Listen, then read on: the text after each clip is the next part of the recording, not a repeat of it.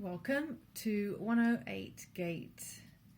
I did mention in the last reading that there was a word that was coming up, and there are certain readings now with words specifically that we focus on to unpick it and see, when you see those words, what do you feel, and go into those feelings, emotions, memories, whatever it starts bringing up, and start utilising, if any information comes up, how to empower yourself with that word, with that context of the word. How do you view it? Do you want to shift the perspective of a word?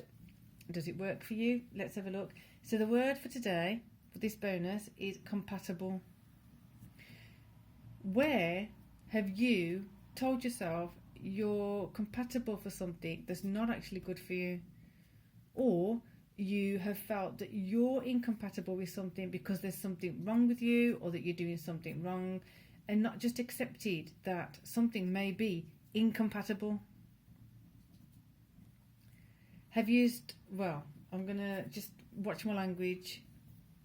Excuse me for my language, but earlier it was kind of discussing this word, and it kind of came up of, do you try and get the shit to fit? And if that happens, then what happens? Usually it's not the best outcome. And I know that's not a technical term, but basically trying to get a square peg into a round hole, or a round whatever it is, that you're trying to get this to be something that it's not.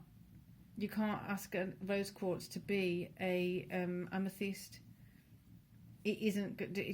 It works in its own context. Like, that has pros and cons. That has pros and cons when you're working with different energies and different things. And it can be compatible. Some things can be compatible, but some things just don't work. Like, if you're working on some energies, you want maybe just amethyst. If you're working on other energies, you just want the rose quartz. Sometimes they actually can cancel each other out, or they can influence each other in a way that's not utilising the full power or the full potential of them as a standalone stone, crystal, whatever you want to call them, refer to them as. So compatible, exploring the word compatible. What do you feel about that word? Are you always in compatible situations? Are you compatible with yourself sometimes?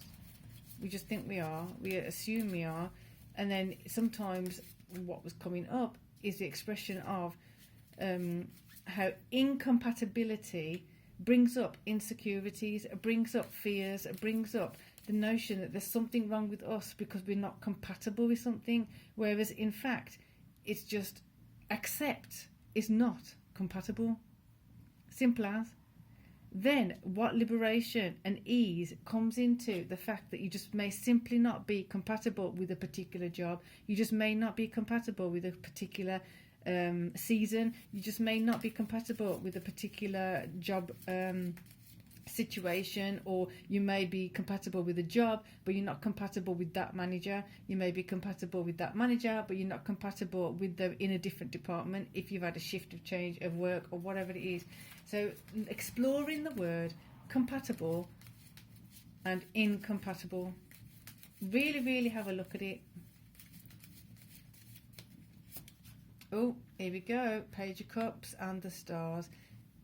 Pour your love onto something you're compatible with. Pour your love into your passion and your love. And I don't mean love as in relationship. I mean your masculine love, your practical passion and application of your passion into something that really makes things shine and twinkle for you. What shines and twinkles for you when you see something or think about it? What is it that's shining and twinkling? Okay, you've got Three of Swords.